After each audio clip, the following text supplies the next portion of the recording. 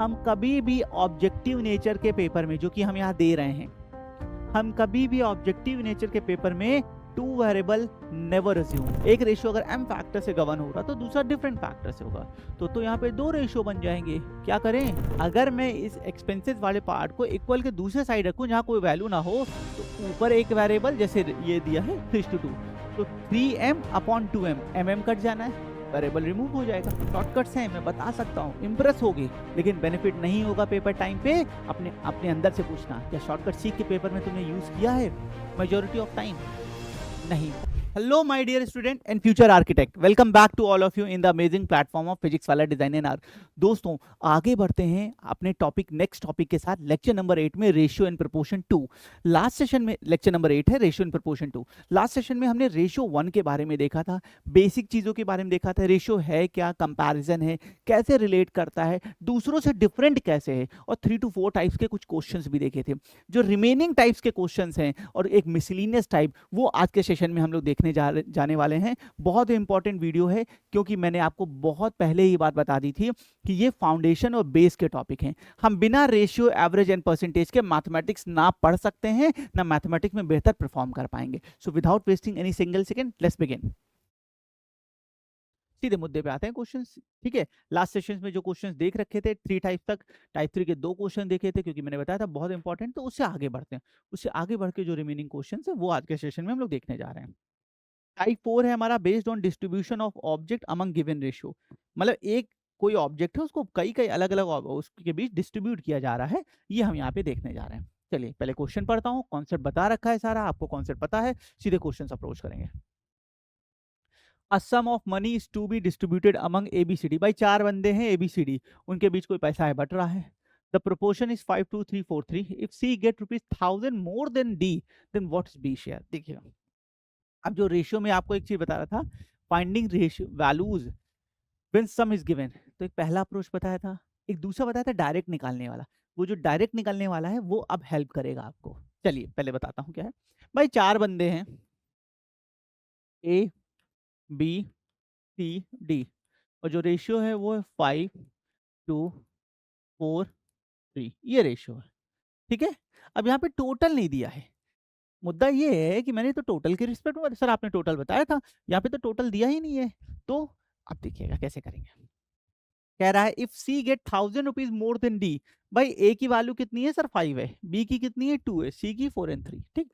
अब कह रहा है सी गेट 1000 मोर देन डी, तो भाई सी की वैल्यू कितनी थी सर 4 थी, और डी की कितनी थी 3 थी। अच्छा, हम रेशियो को किस में मानते हैं, किसी वेरिएबल एम में मानते हैं। इसका मतलब ये क्वेश्चन कह रहा है 4m माइनस 3m बराबर 1000, तो m बराबर 1000 आ गया। यही तो कह रहा है भाई, सी के पास 1000 रुपए 1000 रुपीज ज्यादा है डी से, ये 4x थे, वो 3x थे, सो वी हैव m बराबर x बोलो, m बोलो, m बराबर 1000। हमें क्या निकालना है, व्हाट इज बी शेयर, हमें भाई बी का बताना है। तो शेयर ऑफ बी, बेटा बी का शेयर कितना होगा, यहाँ पे देखो 2, तो ये 2m हो जाएगा, m की वैल्यू रख दें, and we have 2000। Option number C. देखिए कैसे डायरेक्ट हो गया। जब आप कुछ क्वेश्चंस लगा रही है, जो मैं 45 65 75 क्वेश्चंस बोलता हूँ ना, ये इसी फाउंडेशन पे है कि बच्चा इतने क्वेश्चंस लगा लेगा इस टॉपिक के, थोड़े आसान, थोड़े मुश्किल, थोड़े बीच के, मिक्स करके, तो एक मिनिमम लेवल माइंड का सेट हो जाएगा, और with in the proper time frame वो मेजोरिटी क्वेश्चन, मैं कभी 100% की बात नहीं करता, क्योंकि वो पॉसिबल नहीं है दोस्त, बिल्कुल पॉसिबल नहीं है। अगर कोई ऐसा करता है तो कहीं ना कहीं कुछ स्तर पे गलत है। आप मैक्सिमम क्वेश्चंस को with in the time frame, with in the highest accuracy approach कर सकते हैं। एम सिर्फ यही है दोस्त, जादू का एम नहीं है, मैजिक की बात नहीं है, एम सिर्फ यही है। By the way question number 1 I hope clear होगा। Move to next. Okay, type based on income and expenses, ये हमारा टाइप 5 है बेटा। पहले क्वेश्चन से बहुत आते थे, अब कुछ और बेहतरीन क्वेश्चंस हैं जो इन्होंने इनको रिप्लेस किया है। हाँ लेकिन टाइप है, सिलेबस का पार्ट है, तो हम देखेंगे। Type 5 based on income and expenses, the ratio of income of A and B is 5:4। भाई कोई दो दोस्त हैं, उनकी जो इनकम का रेशियो है वो 5:4 है, चलेगा, बढ़िया है। And the ratio of their expenses 3, अच्छा रेशियो ऑफ एक्सपेंसेस भी दे दिया 3:2। दो दो रेशियो दे दिए इस क्वेश्चन में, ठीक है। If at the end of year each save 1600 rupees then income of A. बेटा इस क्वेश्चन में तो दो रेशियो दे दिए, अब थोड़ा सा रुकिएगा। अगर आप इसको दो रेशियो से सॉल्व करेंगे तो बेटा क्या बन जाएगा, टू वेरिएबल इक्वेशन। हम कभी भी, मेरे शब्दों को ध्यान दीजिएगा, खासकर पीसीएम वाले जो 12th के हैं वो ज्यादा ध्यान दे। हम कभी भी ऑब्जेक्टिव नेचर के पेपर में, जो कि हम यहाँ दे रहे हैं, हम कभी भी ऑब्जेक्टिव नेचर के पेपर में टू वेरिएबल नेवर अज्यूम, हम कभी भी टू वेरिएबल इंट्रोड्यूस नहीं करते हैं। आप पूरे मैथमेटिक्स में पूरी टॉपिक्स पढ़ा दूंगा, 12-13 टॉपिक्स है, हम एक सिंगल क्वेश्चन, पूरे कॉन्फिडेंस से लाइन बोल रहा हूं, एक सिंगल क्वेश्चन ऐसा हम नहीं देखेंगे जहां हम टू वेरिएबल इंट्रोड्यूस करें, नहीं, हैबिट में ही नहीं लाना है उस चीज को। तो बेटा इसको कैसे मैनेज करें, क्योंकि यहाँ पे तो एक को m मानोगे तो दूसरे को n, भाई ऐसे तो होता है, एक रेशियो अगर m फैक्टर से गवर्न हो रहा तो दूसरा डिफरेंट फैक्टर से होगा, तो यहाँ पे दो रेशियो बन जाएंगे। क्या करें, बता रहा हूँ, बिल्कुल ऐसी गलती नहीं करेंगे, ठीक है।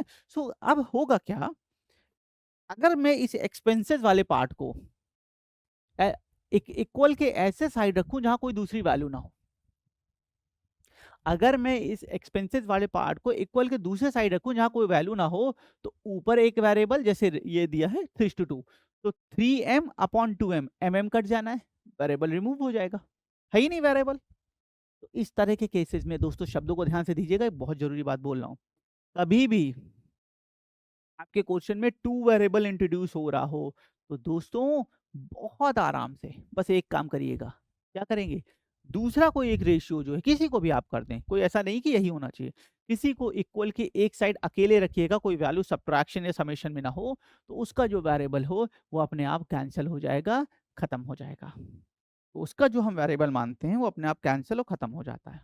Clear, okay. अब मैं इस क्वेश्चन पे आता हूँ। किसी भी बंदे की जो इनकम होती है ना, वो एक्सपेंसेस प्लस सेविंग के बराबर होती है। मैं 10,000 रुपीज कमा रहा हूँ, 8,000 खर्च कर रहा हूँ, तो 2,000 कहाँ जा रहे हैं, मेरी सेविंग में जा रहे हैं, ठीक है।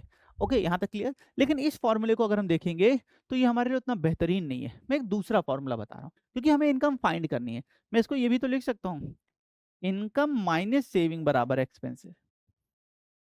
ये ऐसा मैंने क्यों किया, क्योंकि मैंने एक्सपेंसेस वाले फैक्टर की रेशियो के जो वेरिएबल हैं मैं उनको रिमूव करना चाहता हूँ, एक्सपेंसेस वाले पार्ट के जो बेटा रेशियो है उनके वेरिएबल को हटाना चाहता हूँ, क्योंकि मुझे एक्सपेंस नहीं, मुझे इनकम निकालनी, वरना मैं इसका भी यूज कर सकता था। समझ में आ गया। अब इस इक्वेशन में मैं वैल्यूज पुट करने जा रहा हूँ। इनकम का रेशियो क्या है, 5:4, तो एक इनकम 5m, दूसरे की 4m, तो 5m, अगले की 4m। मैंने डिवाइड क्यों किया, क्योंकि टॉपिक कर रहे हैं रेशियो, और रेशियो और कुछ नहीं भैया, सिर्फ डिवीजन है। दोनों कितना बचाते हैं, 1600, तो ये भी 1600 बचा रहा है, सर ये भी 1600 बचा रहा है, तो इनकम माइनस सेविंग बराबर, अब ये मैंने क्या निकाल दिया, मैंने दोनों को डिवाइड किया है, इसका मतलब मैंने दोनों के एक्सपेंसेस का डिवीजन निकाल दिया, which is more equal to, मैंने दोनों के इनकम का एक्सपेंसेस का रेशियो निकाल दिया, जो कि क्वेश्चन में किसके बराबर है, 3/2। ए का एक्सपेंस, बी का एक्सपेंस, दोनों को डिवाइड किया, एक्सपेंसेस का रेशियो 3/2। आप बोलोगे सर यहाँ वेरिएबल क्यों नहीं मान रहे हो, यहाँ मान लो एन, कैंसिल हो जाना है, आप पहुंचोगे 3/2 पे, है ही नहीं ना, वेरिएबल का वही नहीं है। अब सॉल्व करते हैं, क्रॉस मल्टीप्लाई कर दीजिए, सो वी हैव, मैं क्रॉस मल्टीप्लाई कर रहा हूँ, आगे देखिएगा, so we have 2 times of 5m minus 1600 बराबर 3 times of 4m minus 1600, so we have 10m minus 3200 बराबर 12m minus 4800। यहाँ तक बराबर, वेरिएबल्स को एक साइड कर लीजिए, न्यूमेरिक को एक साइड कर लीजिए, so 12m minus 10m we have 2m, लिख 12m minus 10m we have 2m, और यहाँ आ जाएगा 4800 माइनस 3200, यही तो है, 4800 हो जाएगा, प्लस का हो जाएगा, माइनस 3200, कोई दिक्कत, so we have 2m is equal to the 1600 and m is equal to the, देखिए इतने स्टेप लिखते नहीं है दोस्तों, क्योंकि ये बिगिनिंग है अभी, इसलिए मैं आपको सारे स्टेप लिख के बता रहा हूँ, नहीं लिखते ये सब, हम सीधे इस इक्वेशन पे आएंगे। अगले स्टेप में यहाँ पे और यहाँ पे m की वैल्यू, ये आएगा धीरे धीरे, आपको ही आएगा, मैं आपके लिए ही बात कर रहा हूँ, ठीक है। हमें क्या बताना था, what is the income of A. भाई ए की इनकम तुमने कितनी मानी थी, सर ए की इनकम हमने 5m मानी थी। So income of A 5 into m जो कि 800 है, एंड ये आ गया 4000। Option number C. देखिए पूरी कहानी दोस्तों आपके सामने है, देखिए ये पहले बेसिक से सीखिए, फिर हम धीरे धीरे स्टेप्स को रिड्यूस करेंगे। शॉर्टकट्स हैं, मैं बता सकता हूँ, इम्प्रेस होगे, लेकिन बेनिफिट नहीं होगा पेपर टाइम पे। अपने अपने अंदर से पूछना, क्या शॉर्टकट सीख के पेपर में तुमने यूज किया है मेजोरिटी ऑफ टाइम? नहीं, बहुत प्रैक्टिस डिमांड करेगा तब कर पाएंगे। हमारे पास नहीं समय है, बहुत सब्जेक्ट्स हैं, सब कुछ देखना है। कुछ बच्चों के केस में तो स्कूलिंग का भी है। बाय द वे टाइप 5 तक देख लिया, move to type 6। Based on merging of a ratio, बताया था ना अभी, वो उल्टा एन बनवाया था ना वही का यूज है अब। हर चीज लिंक है, जो डेटा दिया जाएगा वो किसी ना किसी टाइप से कहीं ना कहीं लिंक हो रहा हो। Type 6 merging of ratio. अब देखिए क्वेश्चन क्या है, the sum of three numbers is 98। भाई तीन नंबर का सम 98 है, ठीक है। If the ratio of first and second is 2:3, भाई पहले दो का रेशियो 2:3 दिया, अच्छी बात है। And that of second and third is 5:8, अगले दो का दिया है 5:8। Then the second number is, तो दूसरा नंबर क्या हो सकता है बताइए। आइए देखते हैं। तो सबसे पहले फर्स्ट नंबर रेशियो सेकेंड 2:3। मैंने क्या बताया था, कभी अलग अलग रेशियो दिया हो और उनका टोटल का सम दिया हो तो हमें क्या निकालना पड़ेगा, मर्ज करके एक इंडिविजुअल रेशियो। हमें एक कॉमन रेशियो चाहिए ना, ठीक है। इसी तरह second number ratio third number क्या है बेटा, 5:8। तो भाई first number second number third number निकाल लेते हैं। कुछ नहीं, उल्टा एन बताया था, पहली लाइन 10, दूसरी लाइन 15, तीसरी लाइन 24। ये हमारा फाइनल रेशियो आ गया, 10:15:24, क्योंकि फर्दर डिविजिबल नहीं है तो यही हमारा फाइनल रेशियो है, ठीक। अब क्या पूछा है, then the second number is, अब सेकेंड नंबर पूछा है। एक तरीका क्या है, 10x प्लस 15x प्लस 24 बराबर ना, लंबा वाला मेथड। एक सीधे भी तो बताया था, भाई हमको सेकेंड नंबर निकालना है। जो निकालना है उसकी वैल्यू कहाँ रखेंगे, सर आपने बोला था न्यूमरेटर में रखना, न्यूमरेटर में रख दिया। जो निकालना है उसकी वैल्यू न्यूमरेटर में रख दिया, कोई दिक्कत बोलो, ठीक है। नेक्स्ट, उसके बाद नीचे क्या रखेंगे, नीचे सारे रेशियोज का सम रख देते हैं। नीचे क्या रखते हैं, सारे रेशियोज का सम रख देते हैं। तो 10 प्लस 15 25, 20 प्लस 5 सॉरी 25 प्लस वो 40 49, नीचे सबका सम रख दिया, इनटू टोटल, इनटू टोटल जो कि हमें यहाँ कितना दिया है 98 दिया है। आप वैसे भी कर सकते हो 10x प्लस 15x प्लस 24 98, लेकिन नहीं समझ आएगा सीधे, जिसकी वैल्यू ऊपर नीचे सम इनटू टोटल 30। तो सेकंड नंबर कितना आ गया 30। Move to next, based on proportion. हाँ दोस्तों, अब मैं जिस थ्योरी की बात कर रहा था, जो मैं बताने जा रहा था, वो अब आ गया है, ठीक है। तो बेस्ड ऑन प्रोपोर्शन आइए देखते हैं। सबसे पहले प्रोपोर्शन होता क्या है ये समझते हैं, ठीक है, कि एग्जैक्टली प्रोपोर्शन है क्या। उसके बाद मैं आपको इसके जो अलग अलग टाइप से केस है वो बताऊंगा, ठीक है। तो दोस्तों प्रोपोर्शन होता क्या है, प्रोपोर्शन इज नथिंग, जस्ट दो अगर हम उनको इक्वल कर देते हैं तो बेटा वो हमारा क्या कहलाता है, प्रोपोर्शन कहलाता है, रेशियो को, ठीक है। अब मैं बताता हूँ तो देखिएगा। हाँ देखिए, ये पहले मैं क्वेश्चन पे वापस आ रहा हूँ, पहले मैं आपको कॉन्सेप्ट बता दूं फिर मैं क्वेश्चन पे आपको लेके आ रहा हूँ। अगर हम कभी दो रेशियो हमारे पास है A:B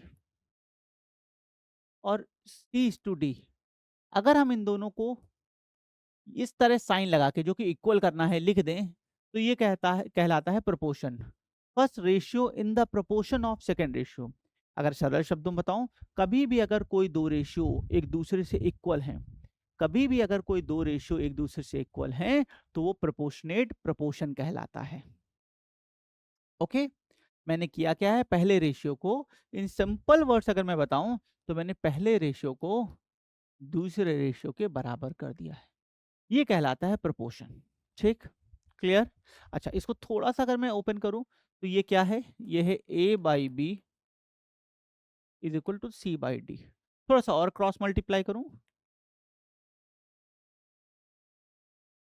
अब इसको ध्यान रखिएगा।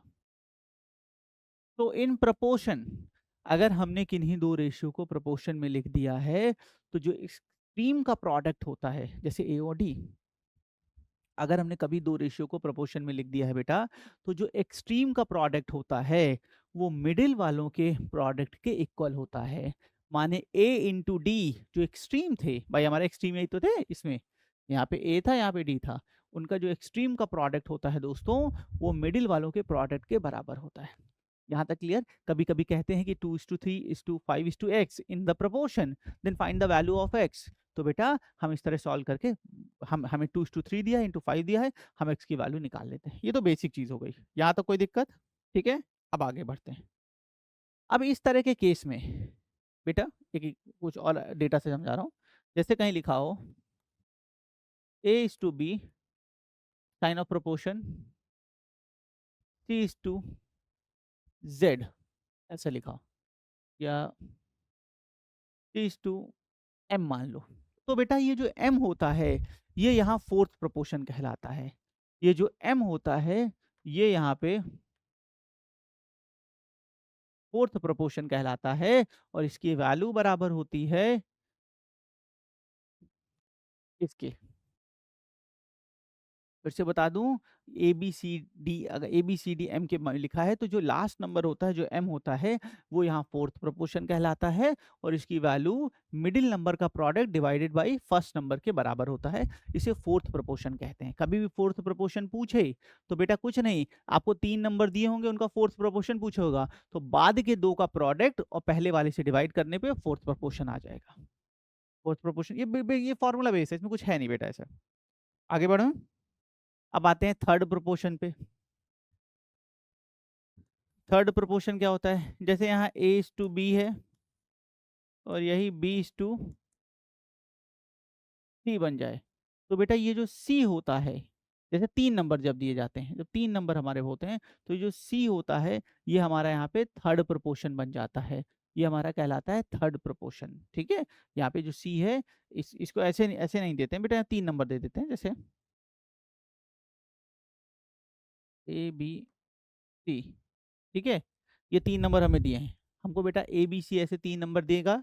ठीक है, और इसमें पूछता है कि थर्ड प्रोपोर्शन बताइए। तो डेटा पहले एक बार समझ लीजिए कैसे दिया होगा, फिर हम आपको इसका क्वेश्चन जब कराएंगे तो समझ में आ जाएगा। ए बी यह ऐसा है, और ये सी, तो ये जो तीसरा नंबर सी है, ये थर्ड प्रोपोर्शन कहलाता है। इसको लिखते कैसे हैं? हमें तो प्रोपोर्शन में लिखना होगा, तो हम इसको लिखते ऐसे हैं, a:b sign of proportion b:c। तो ये जो c है यहाँ पे बेटा, ये हमारा कहलाता है थर्ड प्रोपोर्शन। एक मिनट, ये कहलाता है थर्ड प्रोपोर्शन। ठीक है, ओके। कैसे निकालेंगे इसको? थर्ड प्रोपोर्शन को निकालना है तो कैसे निकालेंगे? तो b हमारा 2 बार आ जाता है, तो b² से थर्ड प्रोपोर्शन आ जाता है। ये बस 2 चीजें आपको प्रोपोर्शन में, 3 चीज समझना है। सबसे पहले ये एक्सट्रीम का प्रोडक्ट मिडिल नंबर के प्रोडक्ट के बराबर है। प्रोपोर्शन है क्या? जब दो रेशियो इक्वल होते हैं प्रोपोर्शन बन जाता है। फोर्थ प्रोपोर्शन कैसे निकालते हैं? ऐसे निकालते हैं। थर्ड प्रोपोर्शन कैसे निकालते हैं? ऐसे निकालते हैं। कभी कभी मीन प्रोपोर्शन भी पूछ लेता है बच्चों, कभी कभी इसमें एक चीज और पूछता है, मीन प्रोपोर्शन। तो ये मीन प्रोपोर्शन क्या है, कैसे निकालते हैं? अगर कभी दो नंबर आपको दिए हों, एक्स और वाई, मान लीजिए यहाँ पे ए और बी मान लेते हैं, मीन एक्स और वाई दो नंबर दिए हैं, इनका मीन प्रोपोर्शन निकालना है, तो एक्स इंटू वाई के अंडर रूट के बराबर होता है मीन प्रोपोर्शन। ये इनसे ज्यादा क्वेश्चंस बनते नहीं, हाँ, लेकिन नॉलेज होना जरूरी है, पूछा जा सकता है। ठीक है, चलिए अब वापस हम उस स्लाइड पे आते हैं, क्वेश्चन वाले। हाँ, सबसे पहले द फोर्थ प्रोपोर्शन। तो फोर्थ प्रोपोर्शन है क्या? 5:8 इस टू 15 इस टू डी मान लेते हैं फोर्थ प्रोपोर्शन, और हमें ये डी निकालना है बताया था। तो डी कैसे आता है? मिडिल वालों के प्रोडक्ट और एक्सट्रीम के division, B into C divided by A, वही बताया था। याद करो पिछली स्लाइड अभी फॉर्मूला, मिडिल वालों का प्रोडक्ट डिवाइडेड बाई फर्स्ट वाला, 24। तो option number B. So what is the fourth proportion? Option number D. देख लीजिए, सिंपल फॉर्मूला, बस कुछ है नहीं, बहुत डिक्टेट करना है जैसा इसमें कुछ है नहीं कि बेटा मैं यहाँ डिक्टेट करूँ। ओके, चलो नेक्स्ट अगला, find out the third proportion. तो क्या बोला था भाई? 16 इंटू 36 और ये हमारा सी थर्ड प्रोपोर्शन। तो सी थर्ड प्रोपोर्शन कैसे निकलेगा बताया था। थर्ड प्रोपोर्शन निकालने के लिए क्या करते थे भाई? बीच वालों का product divided by this. Okay, ये तो क्लियर है दोस्तों। तो यही तो है करना था, चलिए सॉल्व करते हैं। भाई थर्ड प्रोपोर्शन ऐसे तो निकालेंगे, जो डेटा गिवन है सॉल्व कर लेते हैं। ये 4 टाइम्स जाएगा फ्रेंड्स, ये 9 टाइम्स जाएगा, फिर ये 9 टाइम्स जाएगा, and we have 81, option number C. कुछ नहीं करना, थर्ड प्रोपोर्शन फिर वही चीज ना, ए इज टू बी, एक नंबर गायब है, यहाँ पे बी रिपीट होता है, ये सी, ये हमारा थर्ड प्रोपोर्शन बन जाता है, जो कि बी स्क्वायर अपॉन ए से आता है। वही चीज मैंने यहाँ सॉल्व की। 36 इंटू 36 बाई 16, 4 बार गया, यहाँ 4 बचा और 9 बचा, फिर 4 बार 9 81। Any problem? तो आई होप क्लियर होगा, आगे बढ़ते हैं। हाँ, ये कॉन्सेप्ट जो मैं बताया। नेक्स्ट बेटा, प्रोपोर्शन से बहुत कुछ नहीं, मैंने आपको बता दिया जो चीज़, ऐसे ही क्वेश्चंस बनते हैं, कभी कभार आ जाते हैं, फॉर्मूला ध्यान होगा कर लेंगे, नहीं तो कभी कभी मुश्किल आ जाती है। By the way, type 8 based on miscellaneous, last type है हमारा इस टॉपिक का। मिसलीनियस है क्या पहले बता दूं, जो बच्चे पहली बार क्लास कर रहे हैं, पहली बार इस तरह की चीज़ देख रहे हैं। यहाँ पे हम उन क्वेश्चंस का कलेक्शन रखते हैं बेटा, जो अभी तक के बताए किसी स्पेसिफिक टाइप में नहीं है, या उनकी लैंग्वेज बहुत अटपटी है जो दिक्कत आती है। मेजोरिटी टाइम में इस टाइप में उन क्वेश्चंस को रखता हूँ, जो मुझसे हर ईयर, जैसे मैं पिछले 12 साल से पढ़ा रहा हूँ बेटा, मुझसे मैक्सिमम टाइम स्टूडेंट इस तरह के डाउट्स पूछते हैं। मतलब बच्चों को इस टाइप में, इस तरह के क्वेश्चंस में हमेशा डाउट रहता है, और मेजोरिटी स्टूडेंट इस तरह के क्वेश्चंस मुझसे क्लासरूम में जरूर पूछते हैं डाउट्स में। तो उनको मैं यहाँ रखता हूँ, क्योंकि जो चीज़ आपको डाउट आ रही है वो मैं पहले से एड्रेस कर दूँ, आपको बेहतर लगेगा, कॉन्फिडेंस बढ़ेगा, इसलिए 2 क्वेश्चन मैंने इस टाइप में अभी रखे हैं यहाँ पे। आइए सोल्यूशन देखते हैं। Question number 1, the ratio of 2 number is 9:5। भाई 2 नंबर है, रेशियो 9:5, ठीक। If 9 is added to the greater number and 5 is subtracted from the smaller number, ठीक है, then the greater number become thrice the smaller number, find the number। Okay okay, सुनो, मैंने हमेशा एक शब्द बोला है, और मैं आप सभी को एडवाइस करूंगा, या आपके फ्रेंड्स, ये जो भी आपका रिलेटिव जानने वाला इस सब्जेक्ट में वीक है, लैंग्वेज इंप्लीमेंटेशन। आप सोचते हैं ये चले, आप सोचते हैं ये चले फिर ये चले, नहीं होगा। आप कलम चलाइए, आप लैंग्वेज को इंप्लीमेंट, मुझे कुछ नहीं आता, जो बोल रहा वो फॉलो करना तो आता है ना, बस मैं लैंग्वेज को इंप्लीमेंट करना स्टार्ट करूंगा, भाग के दिमाग और आंसर मेरे पीछे आएंगे। मैं इसमें बिलीव करता हूँ, यही मैं अपने बच्चों को, प्यारे बच्चों को यही एडवाइस करता हूँ। अब यहाँ आ जाओ, ठीक है। अब क्या कह रहा है, 9:5 के रेशियो में है, ठीक है, एडेड टू द, ठीक है।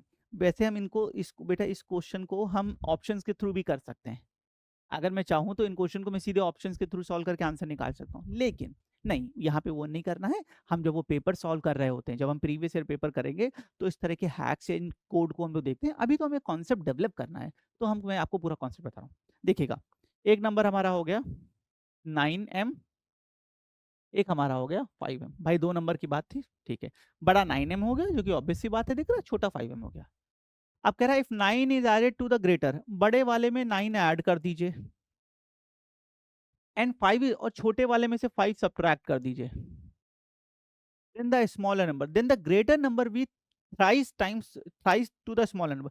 ऐसा करने पर जो बड़ा वाला नंबर है वो छोटे वाले के थ्राइस टाइम हो गया है।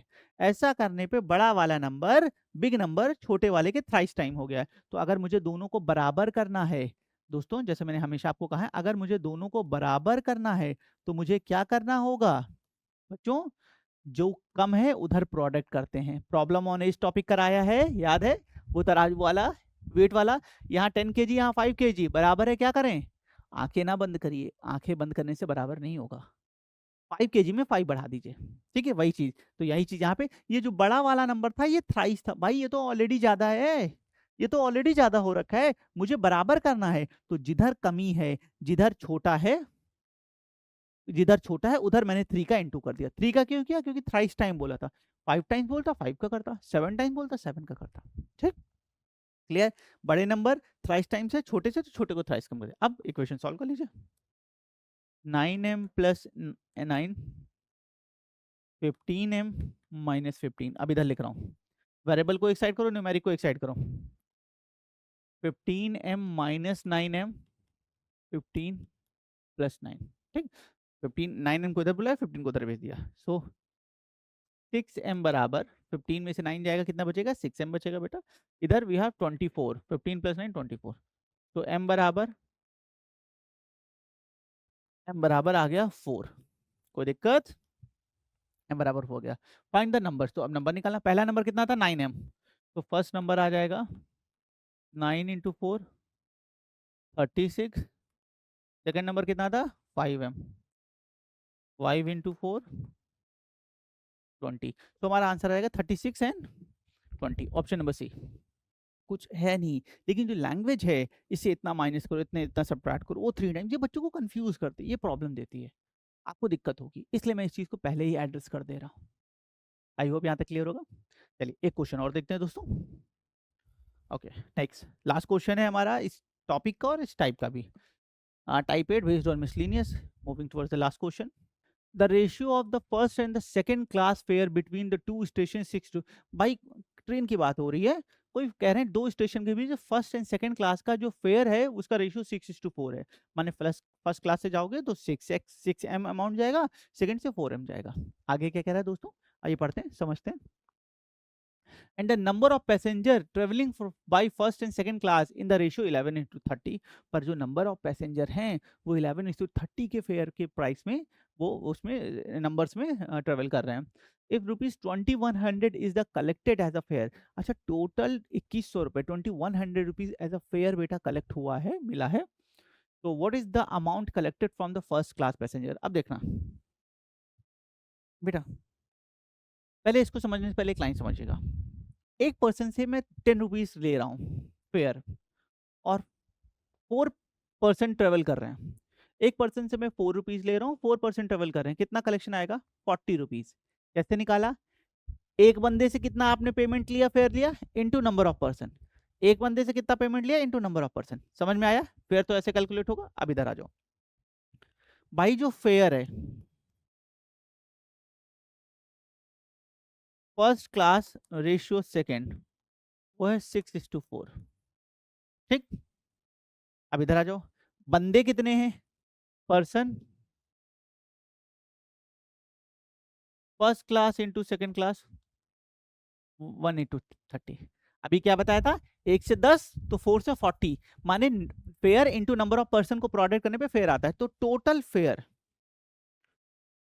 तो total class wise fair first class ratio second, तो क्या आ जाएगा 6:1, 6:1। भाई सर ये पहले वाले से फेयर जो अभी बताया ना 10:4, दूसरे वाले से 4:30, अब इधर लिख रहा हूं, ठीक। 6:1, 1 से 6 ऐसे एक बंदा था, 6:1, 1 से 4 ऐसे 30 थे, 4 कर लिया। अब इसे कैलकुलेट बेटा, एक कट जाएगा, 5 टाइम्स जाएगा, so we have 1:2, class 1 class 2 1:20।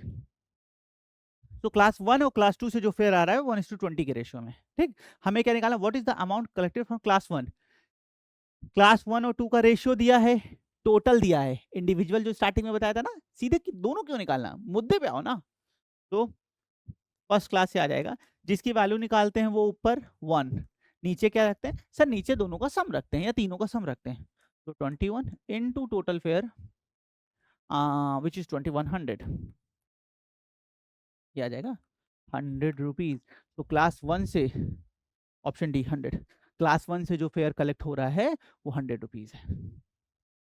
सबसे पहले क्वेश्चन तो आपने देखा ही देखा, बेसिक कॉन्सेप्ट क्या है, टोटल बंदे कितने जा रहे हैं और एक से कितना हम पेमेंट ले रहे हैं, किराया ले रहे हैं, फेयर ले रहे हैं, इनका प्रोडक्ट से फेयर आता है।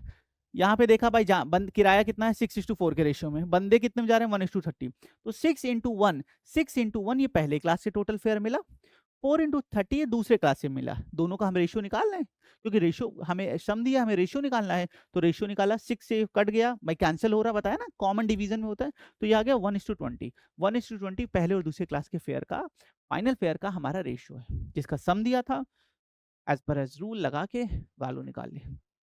Friends that's all from today's ratio 2। मैंने सारे टाइप के क्वेश्चन एड्रेस किए हैं, कुछ मिसलीनियस के क्वेश्चंस भी आपके लिए रखे कि आपको डिफरेंट अप्रोच भी बता सकूं। वीडियो को 2 से 3 बार पूरे रेशियो को देखिएगा। कहीं कोई डाउट आ रहा है, कुछ नहीं समझ में आ रहा है, किसी स्पेसिफिक टाइप के क्वेश्चन में प्रॉब्लम आ रही है, आप कमेंट करें। मैं 100% उसे एड्रेस करूँगा। मैं उसे देखूँगा और आपके लिए जो बेहतर हो सकेगा नेक्स्ट आगे आने वाले सेशन में उसे इंक्लूड करूँगा। आई होप सारी चीज़ें आपको क्लियर होंगी। मिलते हैं दोस्तों इसी तरह के एजुकेशनल और ब्यूटीफुल वीडियोज़ में बहुत जल्दी फिर से। Keep rocking.